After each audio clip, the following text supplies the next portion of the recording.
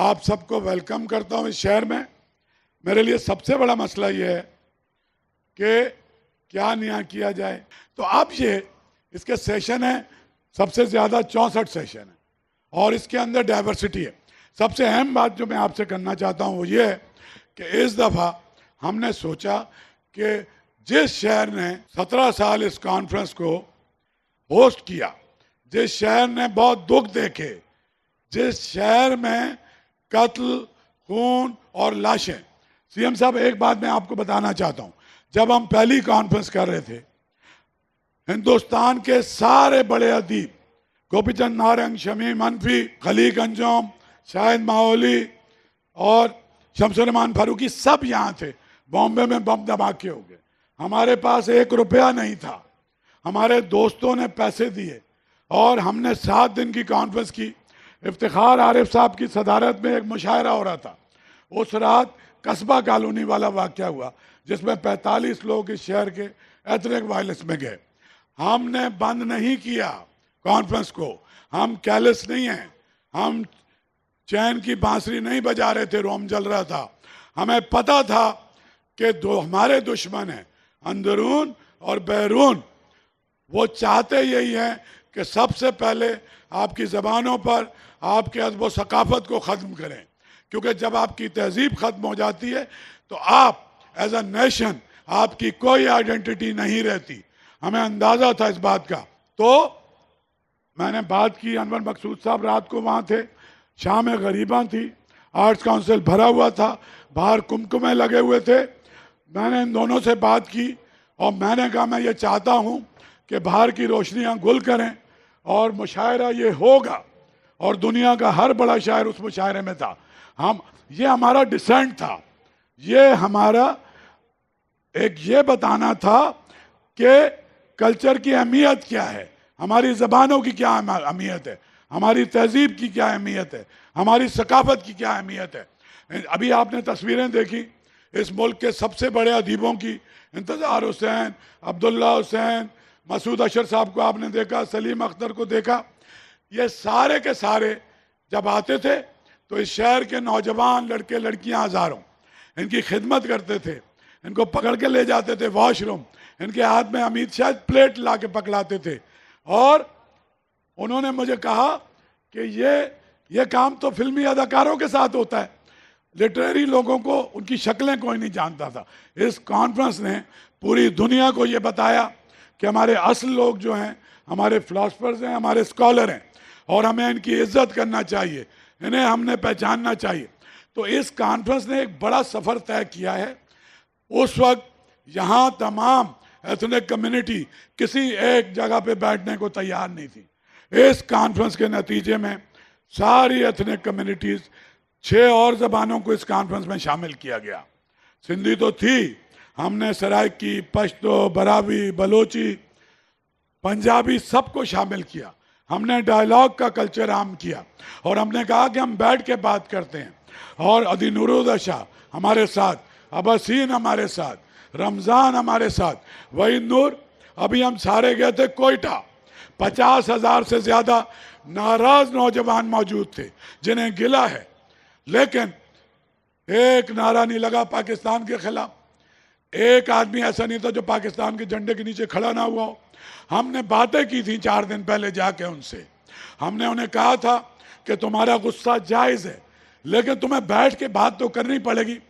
पहली बार मैंने वहाँ की अपोजिशन, मालिक बलोच, लश्करी रईसानी, सनाउल्ला, अब्दुर्रहीम ज़ियारतवाल, बात नहीं करना चाहते थे। जुल्फ़िकार शाह तुम मेरे साथ थे।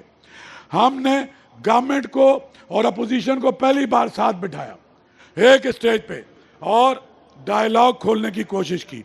We are not a politician, लेकिन हम समझते हैं कि सॉफ्ट डिप्लोमेसी और कल्चर की जो पावर है, इससे बड़ी सियासत तो दुनिया में कोई है नहीं। ये बात मगरिब को सैकड़ों साल पहले समझ में आ गई, अभी ये बात मिडिल ईस्ट को भी समझ में आ गई है।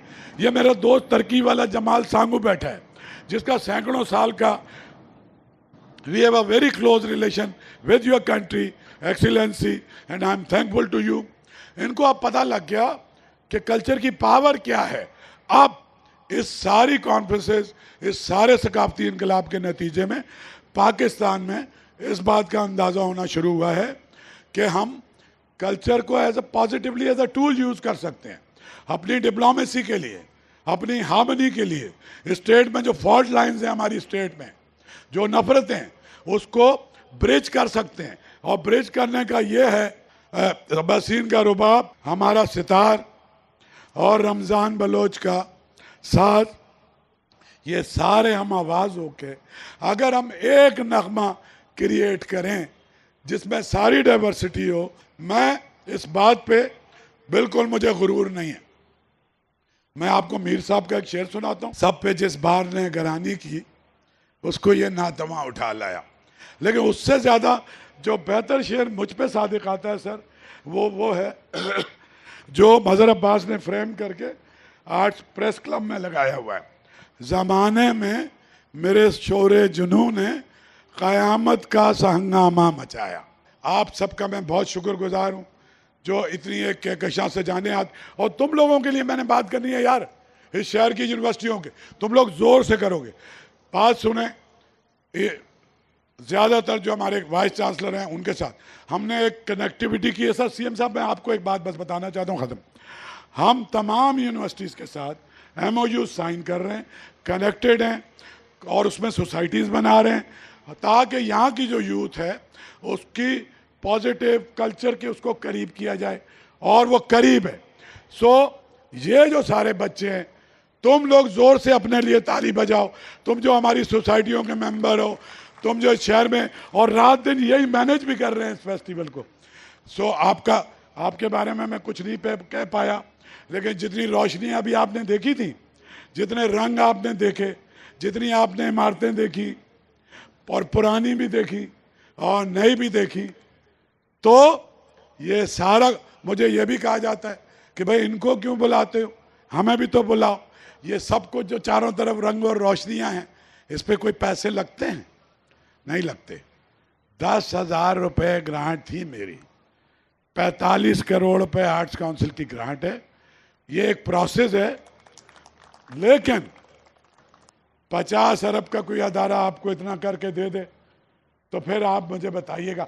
ये 44 मुल्कों का फेस्टिवल मुर्तज़ा बगैर किसी स्पेशल ग्रांट के, अपनी ग्रांट से, मकरूज़ बहुत लंबा चौड़ा हो गया हूँ, पैसे आपसे बिल्कुल नहीं मांग रहा, लेकिन आपने खड़े होकर ये ऐलान कर दिया है कि अगली बार दुनिया के तमाम लोग आएंगे। और मैंने अपने चीफ मिनिस्टर को झूठा साबित नहीं कर सकता, क्योंकि वो झूठा है ही नहीं।